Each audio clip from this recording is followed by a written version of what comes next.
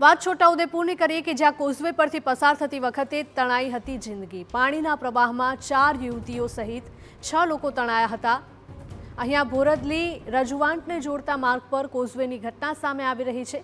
ઓરસંગ નદીના પટમાં બનેલો low level causeway છે। ઉપરવાસમાં ભારે વરસાદને પગલે ઓરસંગ નદી 2 કાંઠે વહી રહી છે। કોઝવે પરથી જીવના જોખમે રસ્તા પરથી આ લોકો પસાર થયા હતા। આ ઘટનામાં તણાયેલા તમામનો આબાદ બચાવ થયો છે। દ્રશ્યમાં જોઈ શકાય છે કે કઈ પ્રકારે આ લોકો તણાયા હતા। જો કે તાત્કાલિક આ તમામ લોકોને બચાવી લેવામાં આવ્યા હતા, જેથી કોઈ જાનહાનિ નથી થઈ। તો છોટાઉદેપુરના આ દ્રશ્યો છે કે જ્યાં કોઝવે પરથી પસાર થતી વખતે લોકો તણાયા હતા। પાણીના પ્રવાહમાં 4 યુવતી સહિત 6 લોકો તણાયા હતા। બોરદલી રજવાંટને જોડતા માર્ગ પર કોઝવેની આ ઘટના છે।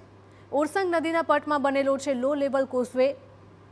તંત્ર દ્વારા અવારનવાર સૂચનાઓ પણ આપવામાં આવતી હોય છે કે નદીના પટમાં જોખમી રીતે પસાર ન થવું, છતાં પણ અમુક લોકોની બેદરકારીના કારણે આવી દુર્ઘટના સર્જાતી હોય છે।